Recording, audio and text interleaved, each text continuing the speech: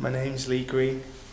I'm 41 years old and I'm son of 5 times world champion and legend Master Ronnie Green. You're a seasoned fighter as well, aren't you? I am indeed. I've just literally last night actually I fought for my 4th world title. Unfortunately, I lost on this occasion.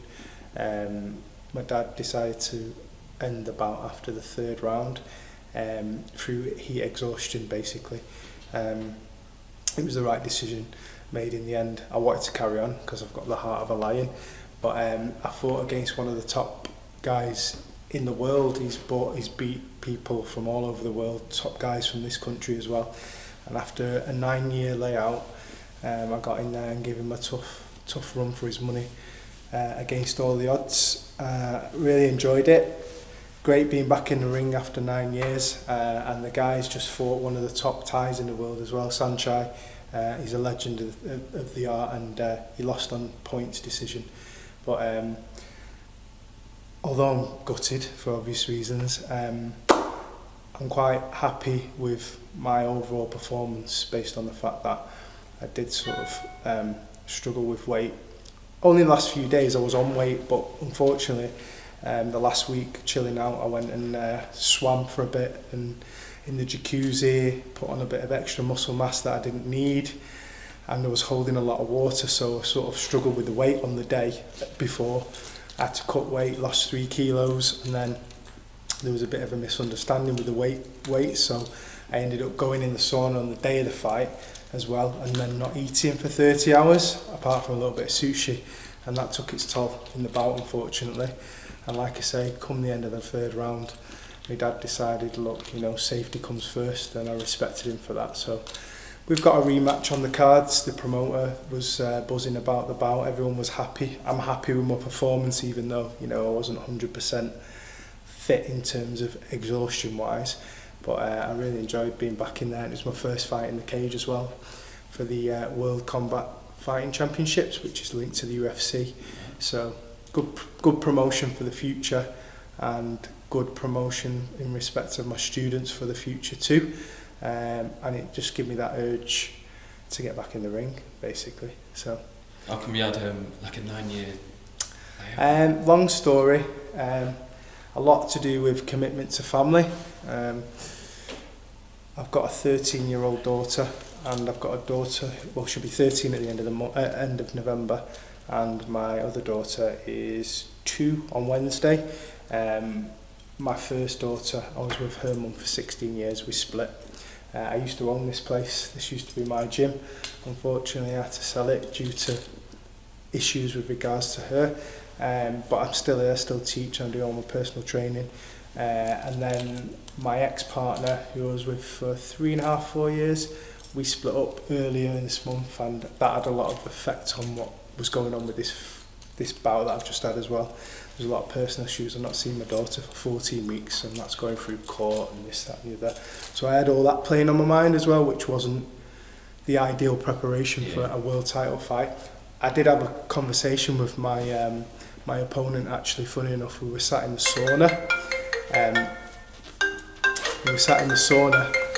Having a discussion and a chat, and he'd been following me on Instagram and seeing bits and pieces that was going on in my personal life, and he said, you know, it wasn't the ideal preparation for me. We was having a banter because he had to cut a little bit of weight, but he was pretty much bang on, and to a point where, me being the friendly guy that I am, like my dad, people were like, are you two fighting each other when it comes to the weigh-in? We're like, you're just having banter in the sauna. But that's sportsmanship, that's how it should be. It's respect, mutual respect. You know, I had respect for the guy at the end of the day. He was WCFC champion, he's fought numerous champions, Liam Harrison he's beat, he's just fought Sanchai, he's fought a good few names in the industry. But for me, it's a game, it's the art, it's the sport, it's a game of chess, and you know, I can shake his hand before and shake his hand after. Like I said to him, you know, we're brothers now, it's family, we're part of the family, we're part of the community. And the same thing now, we'll build a relationship. I'm going over to Australia in February anyway to fight again, and he's invited me to go and stay with him and this, that and the other. And that's how it should be. I had the same thing when I fought Jason Lee in Australia. His mum, who I still keep in contact with now, they just embrace me as family, and that's how it should be. And I think, unfortunately, with the way the industry's gone, especially with the MMA, a lot of that's got lost. It's all this ego, bravado, and all the respect elements sort of been pushed to one side, which is a shame. And we were, funny enough, I was having this conversation with Kem, who I've just fought, prior to the fight, and it just bonded us a little bit closer. So, I mean, at the end of the day, we've got to go in there and perform. I'm an entertainer. I know he's going to want to take me head off, which he did. He said to me, I had to rush you, Lee, because I knew you're dangerous, regardless of the fact you've been out 9 years. He knew he was going to have problems, so his pace was a bit quicker. I knew he was going to rush me, but he doesn't normally fight that way. But I was prepared in my mind to know he's going to rush me. I was feeling the pace, and my game plan was, I know he's going to rush me. If I can absorb it and get my second wind, which I usually do in my fights, then I can get on to that point where, you know, if I can keep him with him and keep close to him, then hopefully when he tires, I can step up and get my second win. But, you know, as I say, I've had a lot on. My dad was already worried prior. Can I step in? Right. And I mean, truthfully, as an athlete, someone who's actually been there before and training, we get to a point where, as I was looking after my son, he's having to make the weight, he's got the sword, that's draining you, okay? Fighters don't give in. Right, a fighter will not give in. A fighter will carry on if he's got a sore knee, a sore whatever, because that's the way we are. You understand what I mean? At the same time, we sometimes are our own worst enemies. Yeah, our own, because we want to stay in there and fight. Now, at the same time, me knowing all really, because I've gone through the same thing as my son, checking weight and whatever, and I never wanted to stop. Right. I knew at the same time someone had to actually step in at the right moment to be able to say, okay, you know what, you can fight another day, right? And I respect him for that. Athletics, the right decision. You know, athletics, we always want to be the best we can. My son was not the best he could. He was best he could be on the day, but knowing what he was going through and what was draining, it was a tough fight.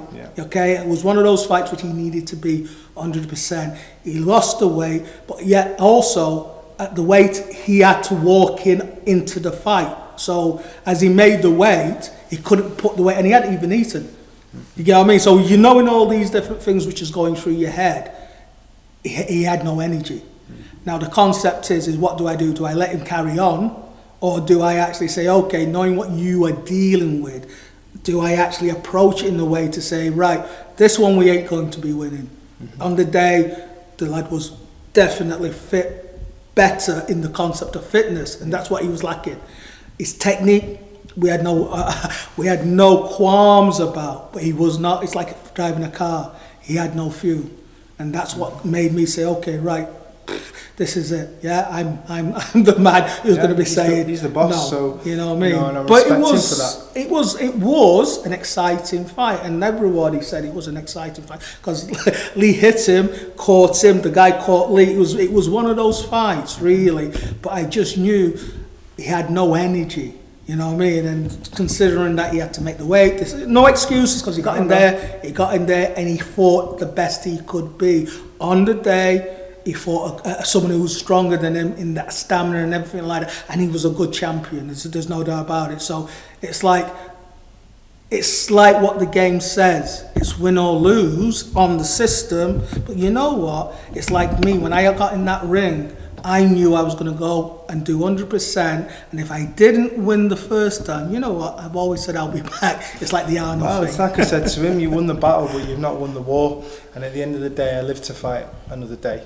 I can go away now, get my head in the right space, right frame of mind, do the right training, go to Thailand, go wherever I need to go, just to get in the right environment and get myself mentally prepared and physically prepared for the next one. What I'd like to say really is thank all the supporters, the people who were there, you know, to come out and see my son. Yeah, definitely. Fighting. They supported, you know, I mean, the crowd and everything like that was fantastic. And just as we say, it's just thank you, you know, because sometimes it's always about probably the fighters, but the supporters are just as important. It sounds funny, it's just like a football team. They need their supporters. Yeah, definitely. And that's what we need in our sport. We need the supporters to be seen. You know, it's like we're in front of the camera, but sometimes supporters should be, because they've spent time, just like ourselves, getting there and actually making us the sport be seen and heard. Because we are the competitors. I'm now not competing, but the competitors are there, but also our supporters are there. And it's a bit like even football and rugby and all the other stuff, cricket, it's about the supporters. And this is what we're trying to do. We're trying to actually say a thank you to those who have been part and parcel of what we call is a family sport. It's entertainment though. We're there to entertain, and you know, I've been on social media this morning and thanked my fans for turning up, and you know, bringing the families and bringing friends that have not necessarily seen it before. And you know, at the end of the day, I'm grateful to them, and I was sorry and gutted for them that I couldn't bring what they wanted and expected of me and what I expected of myself. But at the same time, I still gave them value for money. I still entertained them. I enjoyed it. They enjoyed it. There was a big following, which, you know, they made a lot of noise. And I'm happy for them that they're happy. And I'm happy that, like I say, I'm still here to fight another day. I'm unscathed. I feel fresh. I've had a nice sleep. I've had a nice think about it. And yeah, obviously I'm gutted that I didn't get the decision that I had envisioned in my head. But, you know, there's always another day, and there will be another day. So, but we'd also like to thank people like yourself, which is the most important part, okay? Because you're also making sure the fans and ourselves are actually seen it, and it's important that we are seen as we. I mean, me and my son, we want people to be seen as we. So it's not just me and my son, it's everyone else who's actually involved in the martial arts. We are a family, you understand what I mean? Like yesterday, it was the family all there, supporters of him, supporters of Lee, supporters of all the other fighters. We're going into a new age. We're going into a new age now where most of the ring sports are going into the cage. This has never really been seen before, that you can get boxing into the cage, you've got Thai boxing into the cage, you've got MMA into the cage. Spectators now are having an opportunity to see something which they'd never really thought they would actually see. You understand what I mean? If we look at the old greats, like Muhammad Ali and people like that, with other old greats of the martial arts, it could now happen, if you understand what I mean. It's just like the older ones, like Jack Johnson, have gone, but we've got a new age where, yes, the boxer could step into the ring with the martial art person, because that's what the new cage has actually done. If you're good enough, let's see how good you are. Gladiatorial. It's gladiatorial. It takes it back to that entertainment back then where, you know, people pay to see the best against the best. And, you know, some of it is not for some people, but some of it is for others. And I think if you get that opportunity to showcase, people can choose what they like. It's like a menu. You know, for me, I try to create opportunity for my students whereby they've got variety and choice of what they want to do, because not everybody likes everything. So if we can cater for the masses by giving them opportunity, then therefore you're going to end up with more masses of following, getting more opportunity to do things like to travel and compete in the World Championships in America or Australia or Thailand, you name it. We're able to give that opportunity, and experiences that my dad's experienced and myself traveling the world, you know, we've been blessed with talent to be able to go and showcase, and I want to be able to, and my dad wants to pass it on for people to experience from what we have. All I can say is thank you, son, for you know me, because I'm the father, having heart attack, right? Just because I brought him up to be able to know what he is able to do. You understand what I mean? Because it's not good lying to your children.